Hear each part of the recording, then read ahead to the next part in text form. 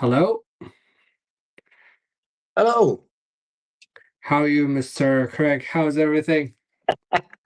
Everything's really good. This is my favorite time of the year when all the new cars come out, particularly when you got such a big rule changes, so much to look out for and finding out what's real and what isn't real on these cars. It's always quite tricky nowadays. Well, I mean, to be honest, as somebody who watches F1, all I know that shakedown is just teams running cars on track to see if they're working or not, and pretty much it. But please, as somebody who been around the seas a lot, what do you see from this? Like, what do you think the teams are trying to gather out of all the data that they need for the shakedown? Well, I mean, this year's more unusual than most in that we've got such a big regulation change. You've got a massive change to the power units, and all the systems that go around it. So I think the early part of testing this year will be very much about just getting to understand the car, from a point of view of the power unit and all of the control systems that go around it. In some respects, for the first probably 1.5 tests, aerodynamics and chassis performance and tyres really won't be massively important until they've actually got really understand what's underneath the car. And then as I think we come to the second half of the first Bahrain test and then the second big Bahrain test, then we'll start to see the team adding aerodynamic parts to the car, trying to find that performance, trying to get the tyres working, trying to get all the team working cohesively. And that's when we'll start to see the real times tumble, and start to get that real feel about who's going to be quick, who is maybe sandbagging, and who is already having a disaster. Because that goes straight then into the first race at Melbourne, which is going to be really difficult for the teams this year, again, because of all those regulation changes. And I think it's going to take us quite a few races before we really work out who is really, on the up, and who is struggling. Well, before we get too deep into talking about the shakedown and testings, I just have one question. This, if you are counting which shakedown this one is going to be, number what? Oh, crikey. Well, we haven't seen all of the cars or indeed any of the shakedowns yet. From what I've seen up to now, I think Mercedes are looking in a good position. Um, and yeah, I mean, you can't discount McLaren, although we've seen nothing from them. I think the biggest question mark could be Ferrari. We just know so little about the car or where they're at, even though there's like a million rumors running around about Ferrari. But to be honest, you can only believe about 1% of the rumors that come out any winter about Ferrari. Well, I mean, again, the thing about every season we've been watching, again, this is a new regulation. We can't tell who's on top. So the question here is this. Everyone said, "Oh, Mercedes have the better engine, this better engine that." But even now, if Mercedes have the better engine, do we believe that they could actually beat McLaren, given that their era team has been on top? I mean, that is the big question, isn't it? I think everyone talks up Mercedes engine, which is in both of those cars. You have to then think, well, is that really true? How does anybody know? We just don't know about these engines. Logic would suggest that Mercedes will produce a good engine for this year, but so could Ferrari, Honda, or Red Bull, or indeed Audi. But that's going to be hidden so much by the chassis with this very new aero, and then the active aero, and then all these other modes that the cars will run. There's so many facets about what would make a car good this year. Engine may not be part of it, but the big question is, I think we've got to be accepting that Red Bull, Ferrari, Mercedes, McLaren are going to be up there. Who will top out? Logic suggests McLaren, but as we've seen, teams can get it wrong in between seasons, and we've seen nothing of the McLaren so far. But as I say, I'm feeling optimistic for Mercedes. Red Bull have hidden everything from us, and Ferrari have hidden absolutely everything from us. So well, the only things we kind of can base any comments on is that where McLaren are compared with the other cars that we've seen, and I think where Mercedes are compared with other cars we've seen, and I think it's certainly the best of the cars that we've seen so far. The way how Mercedes just went out of the gate from the get-go, like even the first pictures they dropped of the car, I mean, like I'm not the best person to analyze pictures and details and everything, but you're the reason here to help me. Yeah. We've seen that the pictures or the cars or the Mercedes car W17 on the pictures looks nearly similar to what we saw out on track on the shakedown, and even the videos they dropped of the car. They're not hiding anything. They just showed you the car No. is coming out for the shakedown, and we don't care about anything. Yeah, there's details on the photos they released earlier on today of the 3D model of the car that aren't on the real car. But as you say, Mercedes were hiding nothing. They've got lots of really good photos from the shakedown today at Silverstone that give us all the information we need to see where they're at right now. And Mercedes have, traditionally always gone to wherever their first test is, ready to just push that car. They're not one of these who will do 5 laps and bring it in and we won't see it again. I can remember during the heyday of the Hamilton era and Rosberg, we have to add, they would turn up at the first test and immediately start doing long runs.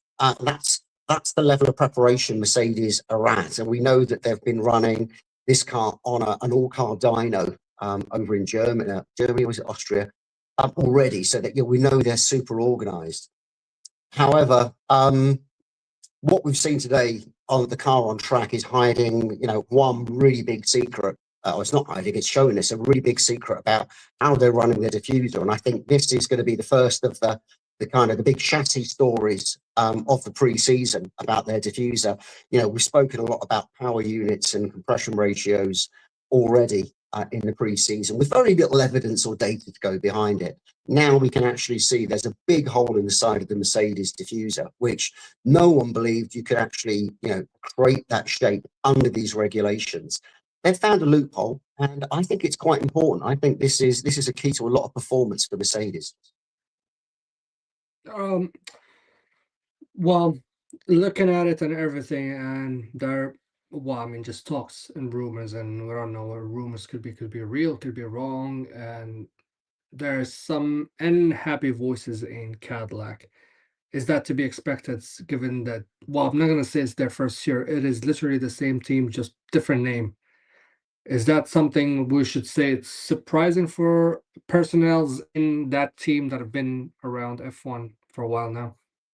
Yeah, I think you've always got to look at anybody's comments and see where their interests lie. So a lot of the conversation, particularly about the power units and this compression ratio trick that apparently some teams are running, people like Audi, Cadillac, Ferrari, they're all going to complain about this because it's in their interest to complain. Now, we don't know the facts in the public. There's lots of people have written a lot about it when, frankly, no one outside the teams in the FIA know the truth about the situation.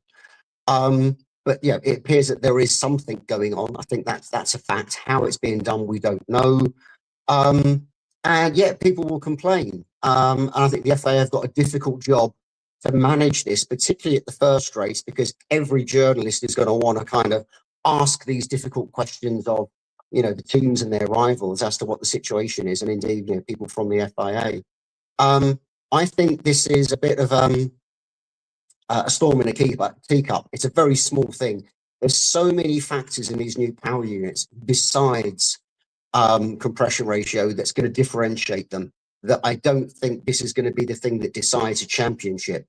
It's going to be, in lots of other areas of the car as well as this engine trick. So, I think people can get a bit overexcited about this stuff, particularly during the off season when there's not much else to talk about because we have no cars and just rumors. Well, other teams that we haven't seen so far out on track, that would be, we've seen the reveal, but I would say it's more like a livery reveal, and that would be Red Bull and Haas. these are so far the only teams that have not hit the track running, and we've only seen the V carb. And there's something so intensive about the V carb. Well, I mean, we know that Red Bull now is making the power unit, and Ford is supplying the batteries. Doesn't that Yeah. engine sounds exactly like the Honda from last year when you keep your ears open? Yeah, I mean, I think a lot of the knowledge has passed from the engineers over these past few years. Honda have always had a very particular way of running an engine that sounds quite noisy. Sometimes it actually almost sounds like the engine's broken. And yeah, I think Red Bull powertrains with Ford have maybe followed that along. I think the cars will sound different this year. You have the loss of the MGU-H, and not just because that sucks some of the noise out of the exhaust, but it also takes away your ability to run the MGU-H as an anti-lag system to keep turbo spooled up so you don't have turbo lag. You won't have that this year. So the only way you can manage that is to use some more conventional anti-lag techniques, which tend to be quite noisy. I think fans will like when the cars are going into corners, there'll be lots of bangs and crackles and pops and strange noises. But equally, the anti-lag is made up for by the fact that you've got so much hybrid power come from the MG UK this year. So, yeah, I think that it will sound different. How well Red Bull powertrains with Ford are going to work out this year is, again, it's impossible to predict. They're a very serious operation. I know some of the people behind it. I know that they had some issues very early on in the program. And, I think the fact that they recognize that so far out, a year or two out from, the first race, suggests to me that they are on top of the game. They know what's going on. And Red Bull powertrain should be ready. I think the big question is, what's the Red Bull car going to look like? Because we've only seen the 3D model at the launch. And even the livery of that looks different to the physical car that they had on the stage, which is just a show car. And how much is it still going to be, what you would describe as an Adrian Newey Red Bull, or is this a completely new world Red Bull where it doesn't have some of those fluid features and different ideas that Adrian Newey always brought to Red Bull? So, yeah, that's a car I'm really waiting to have a look at. Likewise, looking at the new Aston Martin, we have no idea about that at the moment. And I'm quite excited to see what Adrian's going to do there, because it's still very much a team that's going through a big changeover. It's not the Force India Racing Point team that it used to be. It's not even the Aston Martin team that it used to be. It's almost a completely new entity allied with, that Honda power unit. Do you believe with the current position that Adrian Newey has, he's still involved very much in the development department?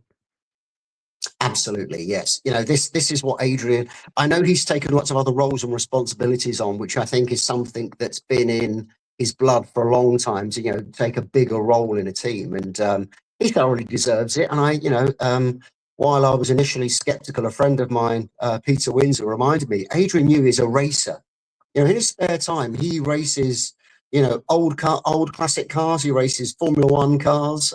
He's got a collection of Formula One cars. He's driven the Red Bull several times.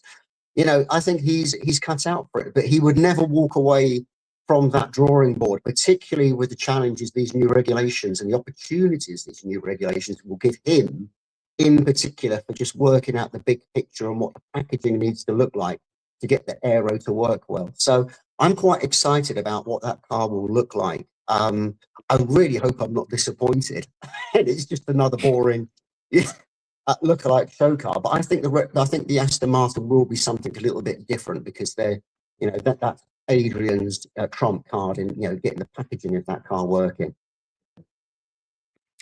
Well, I mean, so far we don't know what's the pecking order, but if you have to guesstimate, where do you think that Honda or Aston Martin Honda is going to slot between all this buzz and talks about the Mercedes being the best engine, or it could be Ford Red Bull, or it could be even, well, we don't know about Ferrari engines yet, anything. So, Yeah.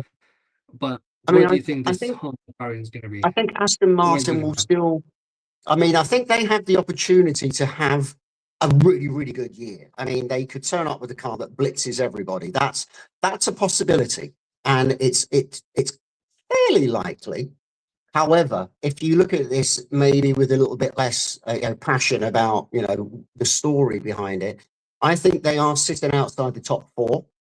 I think they've got some strong opposition from some of the other midfield teams, Williams in Okay. particular, who potentially could take a step forwards. I think where Aston Martin will fall down will be in the fact that Honda and the Aston Martin operation over at Silverstone with Adrian designing a new car are still relatively young. And it's an immature operation. So I think they could have some great ideas and they'll be the first to have these ideas. But I just don't think the whole package is going to gel together reliably and have that performance. There's already talk about the car that's going to be overweight, and Adrian has decided that's the direction they want to take. So I think that they will maybe not be successful early in the year, but I think they're a team that could come on through the year as the developments come on board, as Honda work out the engine, are able to run it at full power, as the weight comes off the car. I think by the end of the season, I think we'll get a much better feel for where Aston Martin truly are.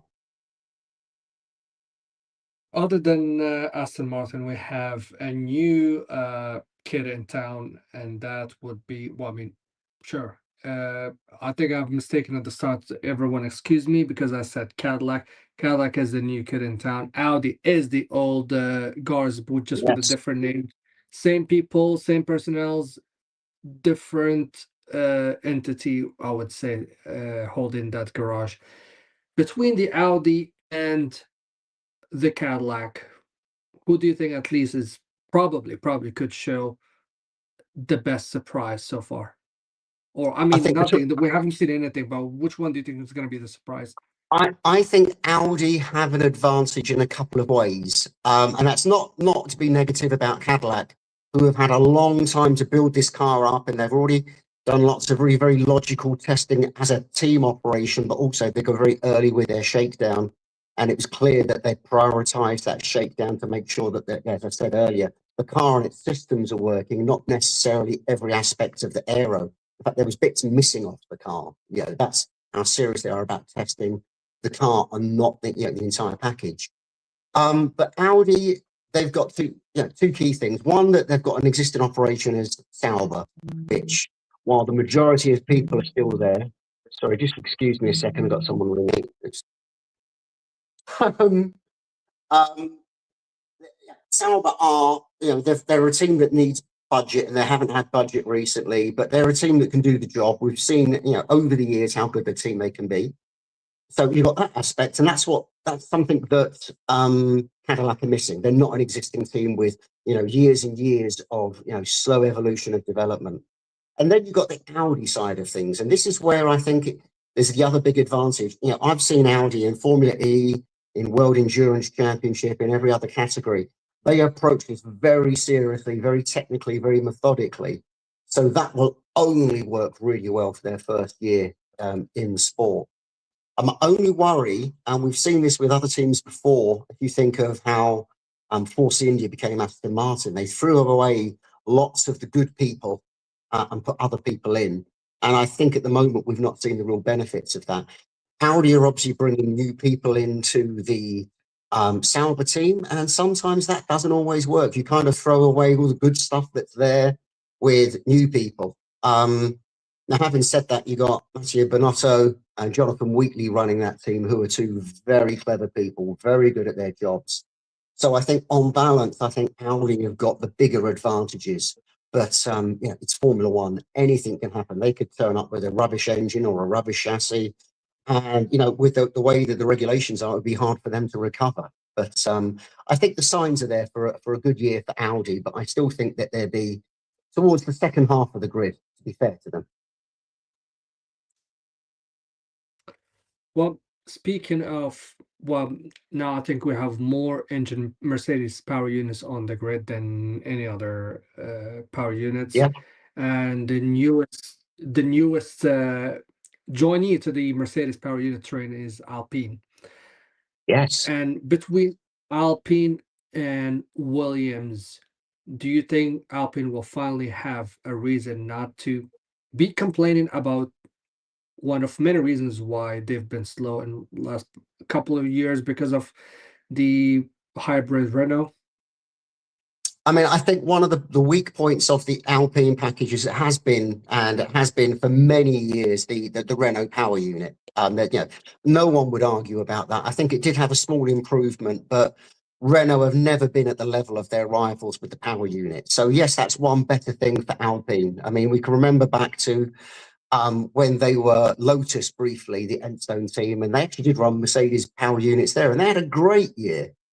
But I think we have to be honest that the Alpine chassis from Enstone has been lacking for a number of years, and last year really showed how poor that chassis was. And I don't know if there is enough commitment and money and good management at Enstone to get that chassis up to where it needs to be. There's some good people there, but again, I just don't think everything is lined up well enough for Alpine. I've seen some very grainy images of the car testing. It's got some very interesting and some quite challenging new designs on it, particularly around the front wing and some other details. Other bits of it I'm perhaps less excited about. So I think Alpine really need to have a much better year than they had last year, but I don't think this is a breakthrough year for Alpine. I think they've got a bit more maturing to do as a team before they really do that. And equally, we've not seen the Williams yet. Now, we've seen Williams have a bit of a resurgence. I thought their season last year was very up and down, particularly in qualifying in the race, and the drivers getting themselves into situations where they really shouldn't be. They lost a lot of results from accidents and incidents. So I think Williams maybe are a year ahead of Alpine in recovering. But again, we need to see the car. We need to see how it works and how the team have improved. Because again, it's very much a team that are restructuring, rebuilding, albeit, with James Vowles, who's from Mercedes, he's got a very clear head on his shoulders about what he wants to do with the team. So I think Williams would win out in a battle between them two, all things being equal.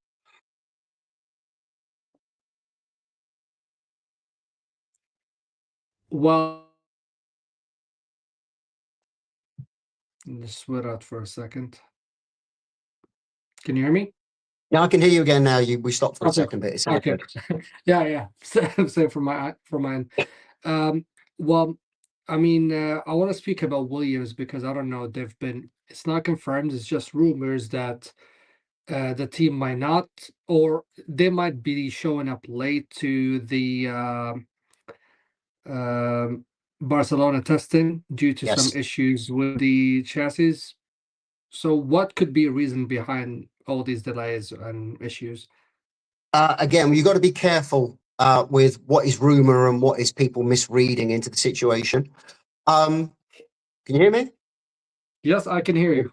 Yeah, I thought you're frozen. So no, I put my hand up so nobody says that this is real news. So it's just a rumor. No. I mean, it's one of three things. One, that this was their plan all along. They don't have the tests that are coming up. You can't run every day at the test. You can only run, I think, 3 of the days of the test. So a lot of teams will maybe, like McLaren have, choose to come to the test later and then therefore run their project that little bit later to give them time to do other things. It could be that the car has had a problem, parts not arriving, crash tests not being completed, something like that. Or as we've seen in previous years, the car literally just not being ready. And, the team not meeting their project deadline because, Williams are a team that are, as much as I've always called them Williams Grand Prix Engineering, which is their formal company name, the engineering expertise at Williams has, diminished over the past few years since, they've been taken on by new management or new ownership. I think they're now growing back out. Remember last year they said that that the build schedule was done on a spreadsheet, which is very non-Formula One. Everything gets written on software nowadays. Everything's managed by specific bespoke software. So it could be something related to that. I wouldn't be too concerned about this. We've got a long lead in to the tests. They've got a very small number of days and they can pick and choose. It puts Williams at a tiny disadvantage, but I don't think this is a really big issue overall for where their program stands. Given how we've been seeing that, for many reasons, we've been hearing that even if you are the engine manufacturer, does not mean you're gonna have an edge over your customer teams, because you should be sharing basically all your data with your customers. So you keep it basically fair and square, and we don't have a repeat of 2014. Mm. How much of a dent do you think that could be affecting Mercedes if one of their customer teams could be close to them or even beat them? I think, I mean, it's likely, as much as I've said that I think the Mercedes is a particularly interesting and potentially, top performing car. You've got very different aero regulations. So a team could, beat them just on having a better performance on aero. You've got tyre management, which is massive, particularly in races. That could outperform Mercedes. That they've struggled a little bit with tyre management, and looking at the car. Although again, I've not seen the front suspension in too much detail. They've changed some concepts on there, kind of away from where I would hope they'd have been. And then you've got this other aspect. As much as they get the power unit with a lot of the software direct from the manufacturer, exactly the same as the factory team would have, how you operate that engine, particularly with things like recharging, using the hybrid system, you could actually find another team would be much better at actually energy management and using that power unit than the factory team could be, because it's just down to good ideas and thinking about how these things work. So there is every opportunity for the Mercedes factory team with their own engine to be beaten by one or more of their customers. It's entirely possible. And I think, to their credit, I think Mercedes are probably one of the manufacturers that are best able to cope with that, because they dealt with the issues last year very magnanimously. And McLaren beat them fair and square with the same power unit. And the gap was, like, I would say at some stages it was a little bit, I would say, embarrassing to Oh be yes, no, the I mean, yeah. Let's say, be clear that Mercedes were not in one of their good years last year. I think McLaren were exceptional in lots of ways, and I think Mercedes at their normal best, which would be pre-2022, I think it's fair to say, would have probably been very much closer to McLaren. But the new regulations didn't suit their drivers, it didn't suit their engineers, and they never truly recovered from the change to the ground effect era. I think they certainly regained a lot of lost ground, but they never truly caught up to what McLaren and previously Red Bull had done under those regulations. So this is a big reset for them, and again, it's an opportunity for Mercedes to make a jump, particularly because the underfloor regulations with the new diffusers and the return to higher ride heights and rate suit Mercedes much better than ground effect did.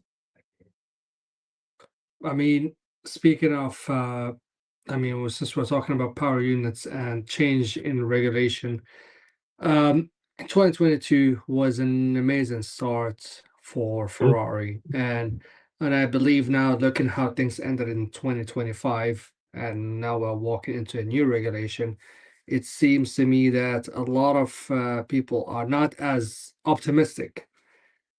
So, how much hope do you think there is for Ferrari this year, either for the team or even for their power unit?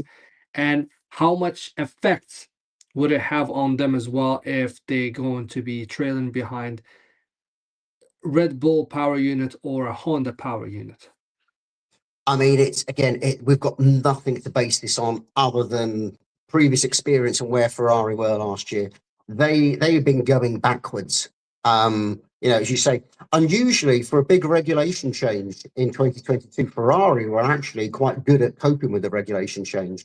I think that they could have probably done even better. They chose some very odd concepts with that car that seemed to work enough to beat a lot of their other rivals at the time. But as that regulations carried on, Ferrari really went backwards. And last year was terrible for the team as a whole, but equally coping with Lewis Hamilton's problems. Just didn't seem to gel at all. And even Charles was having massive issues with the car. Ferrari don't typically tend to deal very well with regulation changes, either on the chassis or particularly with the power unit. So history tells us this shouldn't be a good year for Ferrari. But the regulation changes as they are may fall more into Ferrari's hands than they have previously. So I think they'll have probably a better car this year. And I think that they will remain probably in the top four. I mean, again, it's possible that they could have a really bad year. That's, it's entirely plausible. But I think Ferrari are now probably a little bit too good to really fall out of the top four. But will they get wins? Will they get podiums? I think that's a bigger question. I think they could be trailing behind, the fourth team in the top three rather than anything else. Loads of rumours over the winter about Ferrari. Some of them are absolutely ridiculous. Absolutely no basis. Ferrari, for some reason, always gather the most rumours over the winter. It's part of the way the Italian media work, and people wanting to either build them up or to stick the knife in, depending which way you want to go. But overall, I'm probably a little bit more confident Ferrari have a better year this year than they did last year. And while that's not a lot to be excited about if you're a Tifosi, I think that's about as much as we can muster at this stage until we see the car. Till we see the car. I think I'm gonna keep the last one, and that is talking about the championship defenders, McLaren and Lando Norris. What do you think the spirit they're going to be walking into the season, given that, well, they won back-to-back constructor championships, and, well, engine might be doing well, and as well their aero department. Yeah, I mean, I remember doing similar conversations at the beginning of last year saying, well, what do McLaren have to do this year? And yeah, we thought, well, the year before, they were really good with tyre management. They were really good with aero. We knew they had a good chassis. They got two great drivers that were very much maturing. But yet somehow they seemed, and their strategy was also maturing as well, having created some absolute howlers in previous years. I think the same questions need to be asked of McLaren this year as they were last year, despite their success, because we've got the rule change. Is their aero going to be good enough? Is their tyre management going to be caught up with by other teams? And, it looks like some other teams have caught on to their front suspension tricks, because we've seen the Haas and it's got what we would expect to be the Ferrari front suspension, which is very much a copy of last year's McLaren suspension. So, they may lose some of their performance advantage in tyre management compared to their rivals. They had a pretty tough year last year. That was going to eat up their aero development time and budget, which, affects the new car. I think one of the biggest issues for them, again, is going to be strategy, which they really struggled with last year, and driver management. It was a season of two halves for both of their drivers. And, I think they really need to sort that out. If they can't afford to have another year where at the last race, a driver in a much inferior car could almost take the championship off them. I think a lot of people will talk McLaren up this year, and I can completely understand that. But I think that there's still a lot of question marks as to that entire operation. And again, I think for McLaren, there is a strong likelihood that they could fall from grace with problems in any of these areas compared with their rivals. They're being very coy about the new car. They're not showing us anything. They're not saying anything. I can tell even from the silhouette that they're trying a couple of different things with the mechanical layout of the car in terms of how the different sections of the car fit within the regulations and trying to find space to move things around. So I'm expecting the car to be quite interesting. So yeah, this could be a year that everything comes together for them, or some of those fault lines that have laid there for a few years really hurt them in terms of championships. But you've got to look to them as the initial pace setters early this year. Well, Mr. Craig, I don't want to hold you any longer, but thank you very much for all your amazing time. But I'm gonna give you a question, okay? And all I need is one answer. Okay? Just give me the name of the team and that's it. Surprise of the year. Oh, I think surprise of the year. Well, I guess it depends on where your starting point is. Okay, I let's think talk the, about the teams before the drivers. So teams, I surprise of think the the year. team that's going to I think the team that will surprise us will be Williams. I think Okay. that's the team. I don't think they're going to win a championship. Don't get me wrong, but I think that they're a team that will, hope, as I was saying, make that step up to maybe being the best of everybody else. Now, I could flick that with Aston Martin quite easily, but I just get the feeling that Williams have got a lot more coming together. Now, I don't think we're going to see that early season. I think that may take a bit of time because of problems that we've spoken about. But I think Williams could be the surprise. Surprise driver of the year. Oh God, I don't think I can even name all of the drivers that are racing next year. Let's have a think. I think a guy who I've quietly liked over the past few years, Isaac Hadjar. He's a Not a bad guy. I shout. think he's a bit like Williams. He's got a lot of maturing to do. He's very young and he's very angry, and he's got lots of ability. But last year, I think we started to see, some maturing there. And if the Red Bull ends up being a better balanced car than it was last year, let's face it was a horrible car to drive last year. I think people could be surprised that the second driver at Red Bull could again. No, I'm not suggesting he's going to be Max Verstappen. Then that's just quite unrealistic. But I think he's going to be a lot closer to Max Verstappen than a lot of people. Certainly the fan base that love to hate on Red Bull and Max. I think he's going to be a little closer to Max than a lot of people will expect. All right. Now we move to the other side, and how do I say this nicely? The go back to school team of the year. Wow. That's going to be an interesting one. Let's think. I think probably will be the team that really need to kind of rethink, and I could have said this in any number of previous years, would be Haas. Haas, funny enough, I was looking through my laptop the other day, looking at pictures, because obviously, they've been in the sport now for 10 years. And I found an interview I had with Gunther Steiner before that first season of theirs and said, okay, at what point do you stop trying to just be a team that are copying Ferrari, take everything from Ferrari and, become a team of your own, a constructor of your own? And I know Toyota are much more involved with them this year, but I think Haas really need to think about what is their direction going forwards. Are they just a name above the door that would either be purely Ferrari parts or going forwards, Ferrari and Toyota parts? When are they going to actually take responsibility and grow their own bits? And I think that still rings true. Other than that, I think we just have to see who really messes up this year and that they would take that prize. But it's too early to say that yet. So yeah, Haas is my best guess for that prize at this stage. And for the drivers, time for you to go home, driver of the year. I am probably the worst person in the world to pick the best driver. I mean, if you have to, if I take everything, if everything goes as you would expect, I think Lando Norris will take a second championship this year.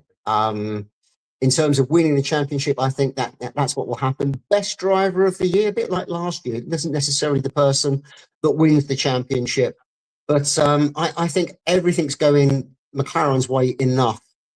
And I don't think it will be easy because I think there's going to be a lot of trouble between him and Oscar as the year goes by. And I think there'll be that final fallout that didn't really happen last year. But yeah, I mean, logic suggests it will be Lando in a more mature, a bit more relaxed mood, takes the championship.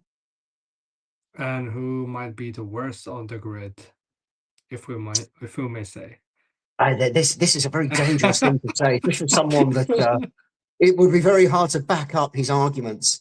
I mean, the drivers that really kind of I was surprised that were recruited this year were Bottas, Perez, and Hulkenberg, who I think are bringing something to their teams, respectively. Bearing in mind they're the new kids on the block, as you put it. And I just not sure if they're going to turn up and produce the performance that we were expecting. You know, who to pick out of them would probably be Perez, because I don't know if he can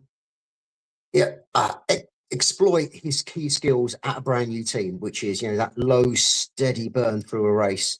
Bottas, I'm a bit concerned about because he's, you know, a bit of a hothead. He's got lots to prove. He wants to be back. But yeah, if I had to pick one, I think it will probably be Perez. But I would be happy to be completely proven wrong on any of those three drivers. Again, it's not hating on them. It's just, you know, picking out someone for that question. Dope, good point. I have somebody here, a friend in the comments asking, are you going to be at the Jeddah E-Prix? At this stage, I think not. I'd love to. This year, I had a bit of a special year last year. I had a bit of a kind of a year out from focusing so much, and I spent quite a bit of money enjoying myself. This year, I don't quite have the same budget. I would love to get out to Jeddah, full stop, but to the E-Prix, which was just spectacular last year. So at this stage, sadly not, but hopefully I'll be out in the region at some stage this year. So keep an eye on my socials. Yeah, if anyone wants to meet up for a coffee when I'm out, I'd love that. And of course, with you. Of course, I would love to have you back again on Jeddah, and yeah, no, thank you for more sightseeing. And on that note, Mr. Craig, thank you very much for your time and for my pleasure. All these precious minutes. And for everyone watching, thank you for watching. And hopefully, this is not going to be the last time we have Mr. Craig here with us. Thank you very much, everybody. Yeah, let's do this more often. Thanks a lot. And thank you, everyone, for joining. Thank you.